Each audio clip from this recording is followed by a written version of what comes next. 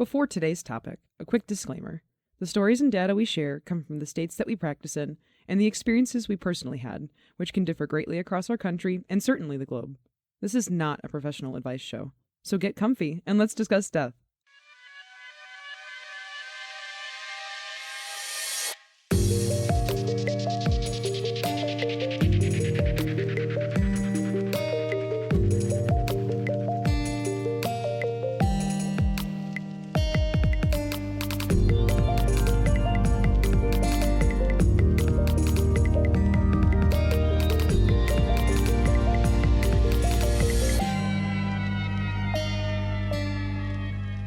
Hello, and welcome to MortMic, a down-to-earth discussion on death and dying. I'm Jem. And I'm Red, and we are your afterlife avoiding adepts this week. Go towards the light at the end of the tunnel, hearing choirs of angels singing. These are just a few colloquialisms that have developed or been adapted to fit one specific event, cheating death itself. There are a few chosen amongst us that have come to the brink of life and the thereafter and have made a complete 180 backflip towards the mortal coil. Is this even possible? What is this phenomenon? And how much trouble does the Grim Reaper get in with their higher-ups for letting one get away? These are some questions we hope to answer for you in today's episode. So there's going to be a term that you'll hear us mention to exhaustion today, and that term is the near-death experience. For which we'll be abbreviating as NDE to save in total maybe like 3 or 4 seconds of your valuable listening time. You're welcome. Thank you. So basically what a near-death experience is a personal experience of someone on the edge of death, retold after recovery.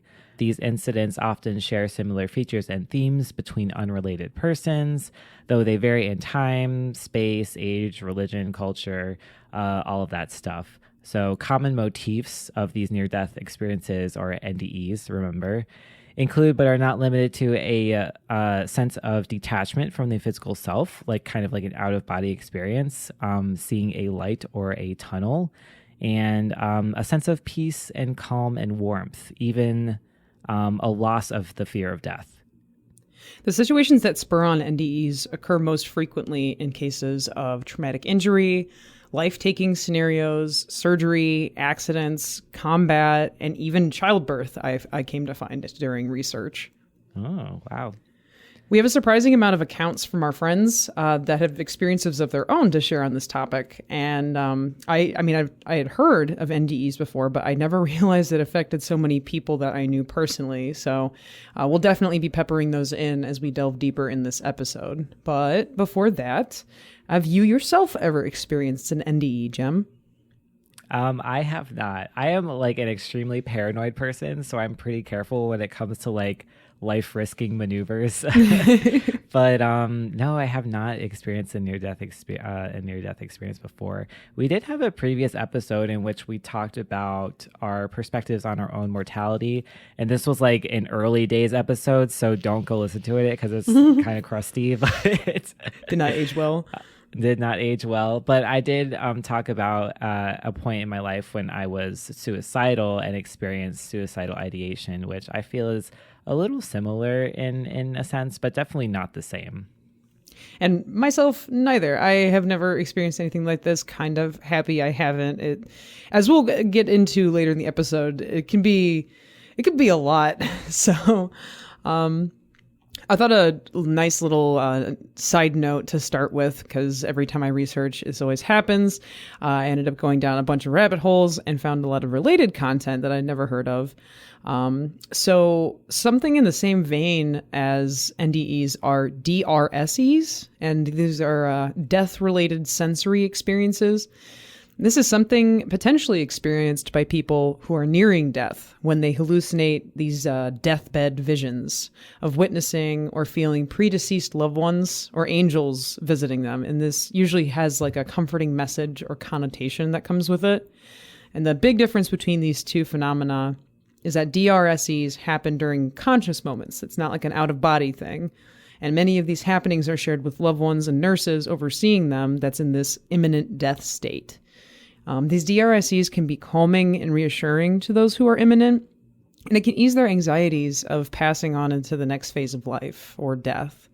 There was one study I found that showed 62% of people reporting these visions that they actually died 24 hours of the DRSE event. And that brings me to one of the first stories that I was told by a friend. It was somebody who lost their aunt, and she had been a retired Navy vet and was ill and dying from bone cancer, actually at the hospital that she helped establish the nursing department at, which was like a big deal. But she had a vision of an admiral who she served under, who they had themselves had already passed on. And her recollection of the DRSE was that this angel had brought the admiral to her so he could tell her not to be afraid of her death and that there was a place that was waiting for her. The admiral had even mentioned some personal details to prove that he was who he said he was, and then she passed within the week. So I thought that was a really fascinating story that my friend shared with me at a party, actually. Yeah, good icebreaker party conversation. Definitely. Always talking about death. That is really interesting, and I think as death professionals who, I mean, you and me, Red, both have done so much with body transfer and being with the families like close to the moment of death. I do hear like a lot of stories of families being like, oh, you know, she passed like after seeing a light, or she said she's like heard angels singing or whatever it was. But yeah, I do think it is like a common thing for people to experience, which we will talk more about later, obviously. But you know, it is really interesting that is like a common experience for a lot of people, either with a loved one who is actively dying or themselves experiencing an NDE. I have to practice saying that. I know. We got a lot of words this time that are not coming off the tongue quite well. NDE. So actually, while I was researching that, my first thought when I delved into things was like, okay, so we already defined NDE as something that's can be pleasurable, it's pleasing, it's reassuring, calming. But I was like, well, what if people have bad NDEs? And oh my God, yes, that is a thing that exists, and it is horrific. So the medical journal that I read up classified negative NDEs into 3 categories that are enough to make you pray for like a quick and final way out. And these are their names: inverse, void, and hellish. And briefly described each. Inverse is the feeling of like, no, this isn't right. I'm dying. I don't want to die. That's my body. Put me back in. Void is pretty true to the name, the feeling of nothingness, perpetual darkness, abyssal, terrifying, perpetual oblivion. And then hellish is just like, go straight to hell, do not pass heaven, do not collect wings and harp, complete with tormenting shades, horrible smells, and infernal landscapes. It is literally something from the Bible. Oh my God. That sounds like a horror movie level, like mythos or whatever. Those are probably maybe the most terrifying academic classifications I've ever heard. I know. I thought this was really fascinating. Especially like the psychology that comes out of it on the other end. A lot of people who experience this specific type of NDEs, they process them as being like a wake-up call, like a chance to change themselves and their trajectory. A lot of them actually became like religious after this. Some would just like shoo the experience away with like mental jumping jacks and rationalization. And then a lot of those types of people would like blame it on like science or psychological means. And then like other people just couldn't make heads or tails of that traumatic experience. It was confusing to them.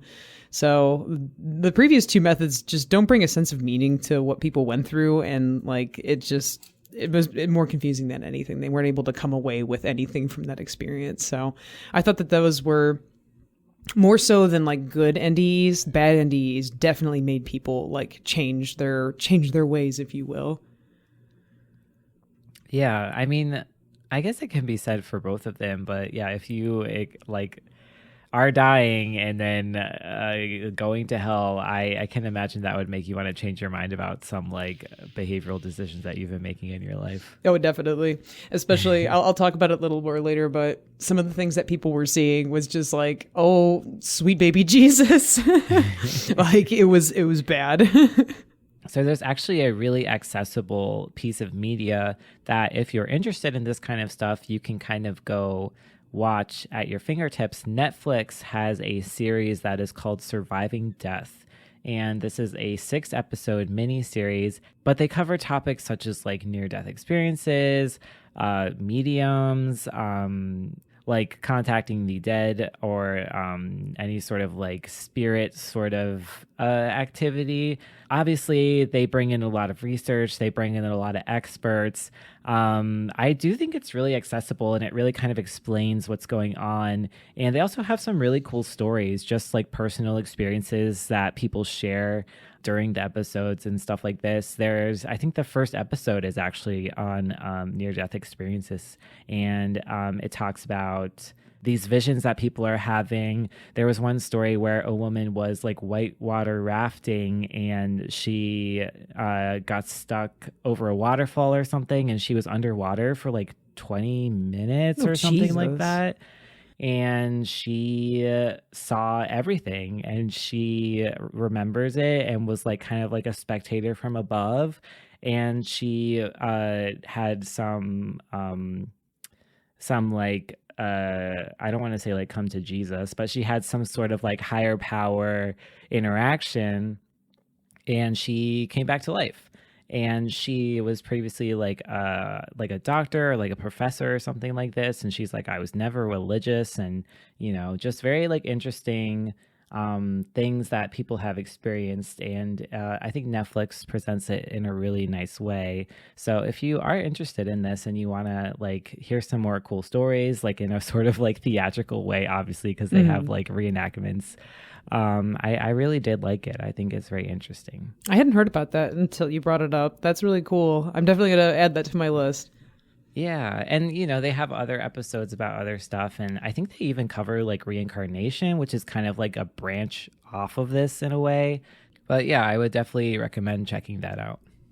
That's one of my favorite things after like looking into this stuff was just like the real life stories that people had, which is why I was very interested when we had thrown the ball back and forth about doing topics for an episode, that I was like, oh, I have to talk to people about this. I want to at least talk to a few people that had these experiences, because I think it's super fascinating. So I have another friend's story.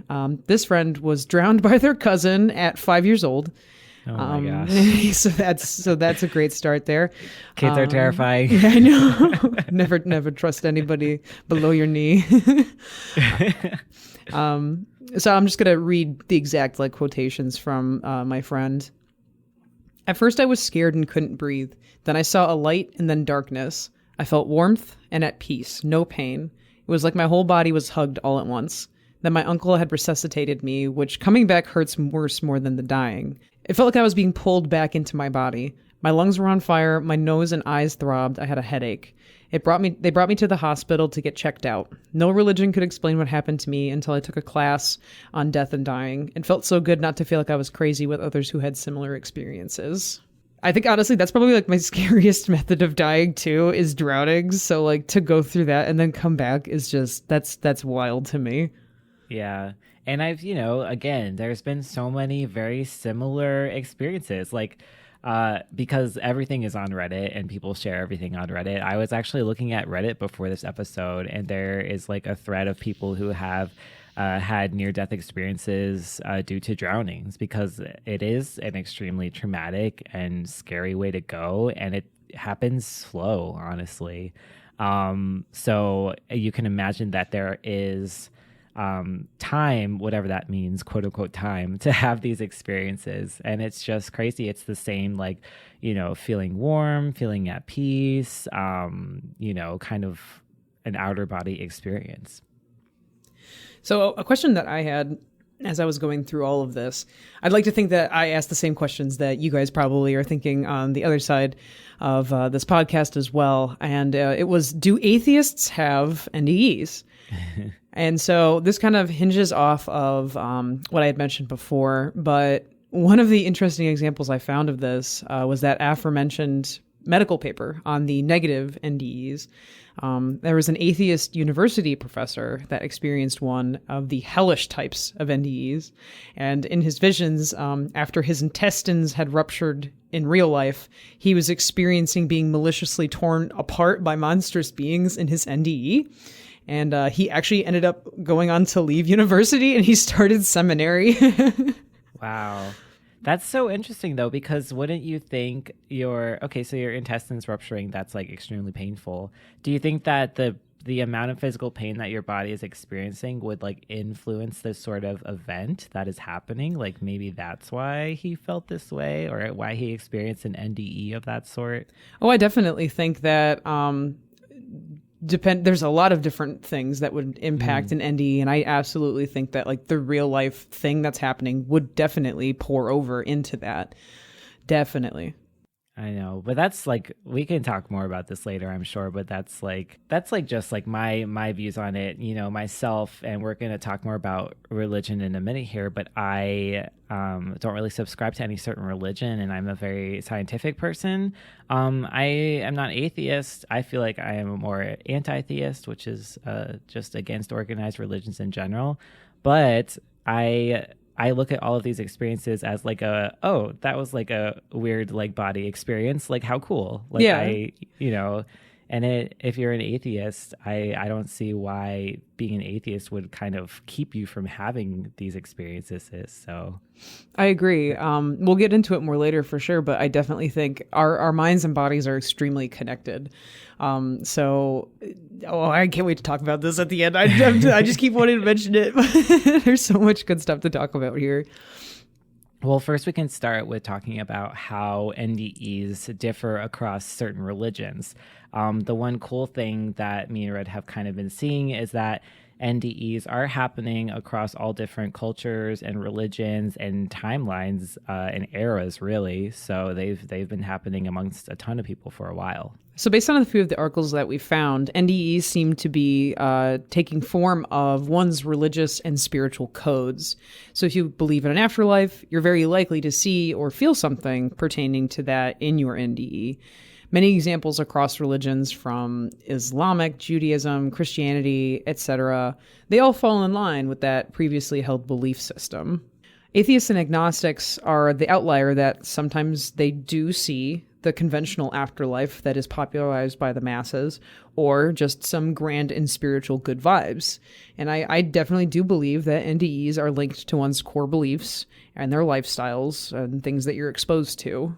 Yeah, I think it has a lot to say about maybe how, society exposes people to religion, or like how you were raised, blah, blah, blah. Like I was raised Catholic, and I definitely still experience that good old Catholic guilt, but like I am not a practicing Catholic for many, many years now. So that's a little simplified, but I feel like even if you are like an atheist or agnostic, if you are surrounded by a certain religious convention, then it makes sense that you would experience something like that. Yeah, absolutely. I also found it pretty interesting that NDEs have caused non-religious folks to find God, but then some people have also lost their religion after NDEs. It's not one directional. It definitely alters people in both ways. Mm-hmm. Yeah, I can definitely see how it's individualized, even with all the research behind it. So what is the science behind all of this stuff anyway? And this is where I'm going to put that Wikipedia needs more citations tag, because the amount of repeated and repeatable scientific testing of the subject is pretty low and, in all honesty, pretty difficult to study. There's a term of about like 30 years where 3,500 cases were reviewed by like some 55 research teams, but this ranges from when, where, and how all the data was gathered. So before we get into the actual meat and potatoes of it, I thought I would share a relevant story from another friend. This friend says, I had my heart restarted after being 200 BPM for over an hour. When the ER nurses hit me with the adenosine saline push, it felt like my whole body was cold from the inside out, and then it kicked back on as I felt like I was falling, literally grabbing the sides of the hospital bed, and I screamed in front of the nurses and students who wandered in. I'm just imagining like this person is having like a near-death experience, like almost dying, and then these like little med students, which I love them to death, but they're like, you know, bright-eyed and bushy-tailed, just like wandering and like, I want to be a doctor. I want to help people. I love it. So there are a couple things that are theorized to bring on NDEs in terms of medicine or like pathologic experiences. This could be like a loss of oxygen to the brain. This could be medications or like a combination of certain medications, and also like brain chemicals that are produced naturally, including the thing that most of you have probably been screaming about this whole time, which is DMT. All right, but listen here, kiddos. Soapbox time. So when someone's dying, your brain just goes absolutely haywire and releases a floodgate of neurotransmitters. Serotonin, endorphins, those are your big hitters. And a minuscule amount of DMT. DMT is not solely responsible for the experience people have in and around death. The amount that's actually naturally released is nowhere near what it would take as like a recreational amount to hallucinate and trip on this. And it's a huge myth, and so many people believe that like, oh yeah, it's DMT that causes this. Like, no, absolutely not. It's part of it, but a very small part of it. Yeah, and it makes sense because, you know, the whole near-death experience, like flying above your body, that sounds like a very acid trippy kind of thing that is going on. So obviously people are going to rationalize and talk about the things that they know. DMT is a huge buzzword. I feel like people are like, oh, obviously you're on DMT if you're seeing angels or whatever. It's the God chemical. It's the God chemical. But like Red said, really there isn't, statistically or like as seen in studies, which we could talk about in a second, there isn't a large amount of DMT being like flooded into your blood, like as you are actively, dying. And the thing to keep in mind there is that these studies, like Red said, are really just difficult to perform, replicate, reproduce. The point of like scientific study is for the experiment to be like reproducible so that it can be like proven again. Otherwise it's just speculation, Yeah. And most people that are actively dying are like lining up to, hey, let's strap some brain monitors onto my brain and see how much DMT I'm producing. Like, right, exactly. And especially like when you read into like all the other things that people are feeling during near-death experiences and like actual end of life stuff, like a feeling of peace, like warmth, like happiness, even like this is a lot more indicative of the other brain chemicals that you're making instead of DMT, because like people would be seeing a lot more crazy stuff if like DMT was the sole like thing causing this. So I think it's important. I always gotta put my big butt into stuff, but it's important to know. Yeah, I do. I really do think it is cool, though. I mean, like, it is kind of like a sense of comfort to know that, like, hey, when you die, like, maybe it's not gonna be a terrifying, like, just terrible experience. Like, maybe your body is looking out for you and your brain is kind of being like, hey, we're going to make you feel good because bad things are happening, up in this body. So right. it's kind of nice to have that knowledge. And, whether NDEs are from these brain chemicals or like a combination of like spiritual energy or like, unknown brain happenings, it is really nice. And so now that we have like all that stuff out of the way, I feel like we can finally like talk about, the bigger picture stuff about NDEs in general. Is that, and like you, Jem, very much a science person myself, not religious at all. And I feel like as I was reading through different like stories that people were telling, like it really just felt like it was linked to like what was your life like, what was something that you were like into, whether it was religion, something that you were exposed to very often. And it seems like NDEs kind of were spawned from that, like your brain trying to be good to you as you were passing away is something that really like kind of sucks, like no longer existing kind of sucks a little bit. but your brain's just like, well, we know what you believe in, and we're going to make sure that you're able to pass away peacefully. Like, that's definitely like what I felt as a lot of people were like sharing their stories, is that your brain's just trying to be a good dude and like help you out, help you pass on to the next phase of your life in a really nice way. And I read like it was like an article on this or something, but the death positivity movement and this sort of movement to be accepting of your death and to, embrace your death, whether it's imminent or not, and kind of like sit in that moment and live with those emotions. I think it really kind of goes hand in hand with this. I was listening to a podcast episode by one of our friends who we interviewed on this podcast recently. And he was interviewing someone who works with death in Canada for people that are terminally ill. They were saying that people that are, accepting of their death, they're like ready to go. They have a good mindset about it. They were ready to go. They had, a positive experience embracing death, that feeling of warmth, that feeling of peace, just being calm in the moment of death. People who were scared, who were denying of their death, who didn't want to talk about their death, who didn't want to prepare for their death. It was harder to go for these people. Mm-hmm. And I think that really says a lot about your state of mind in such like a really just like volatile and unknown and unpredictable moment. It's the end of your life. Like no one knows anything about that. We can study and we can speculate, but you don't know until you get there. And once you get there, you can't go back and tell everyone else about it. Because that definitely made me wonder as I was hearing about those like really negative NDEs, like, are these people that have like the unfinished business? Like, are they unsettled, like in their subconscious? Like, are there things that they're not happy about in their own lives that like make them want to, like, that is their wake up call? It's just like, well, you've kind of been a like not nice person.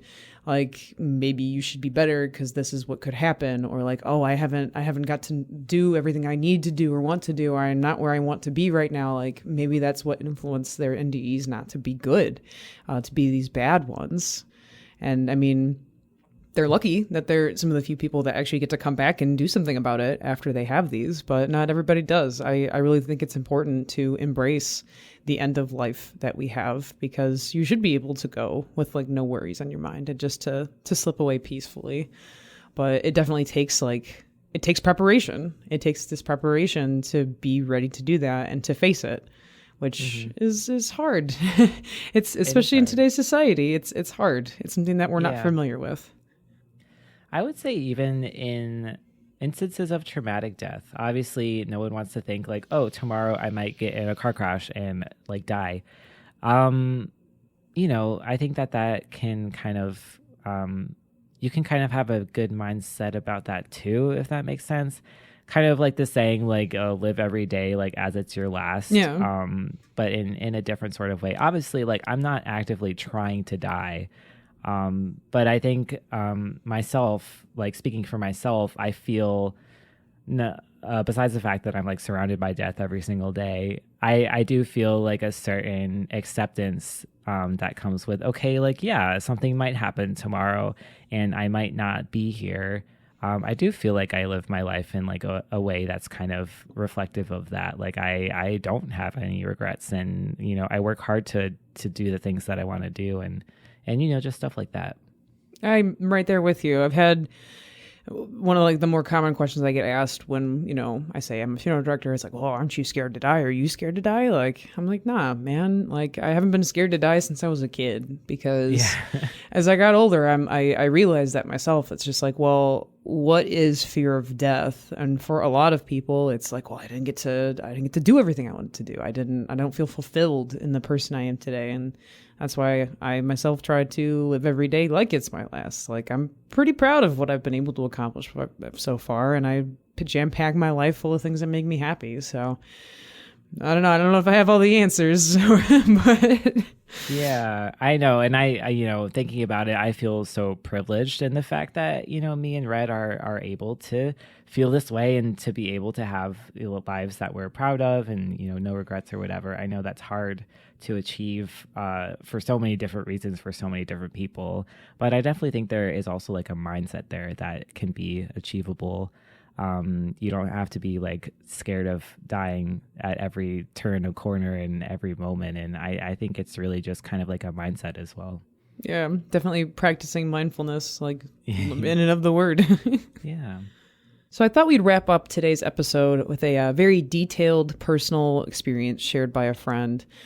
It's a little touchy, and I will add a little content warning here to those who wish to continue to listen. So this person had attempted to take their own life by cutting their wrists, and they had mentioned that their experience was as such. I got out of the bathroom while holding a towel over my wrist. I found some tape and I taped over it and went to sit on my couch. I ended up on the ground, but it didn't feel like falling. It was like the world tilted and I stayed upright. My ears started buzzing. At first it was like radio static, but then like voices whispering something that just couldn't quite be made out. I couldn't see anymore. The actual lighting in my apartment was pretty dark, but everything turned to gray. But not like a dark gray fading to black, like a light gray.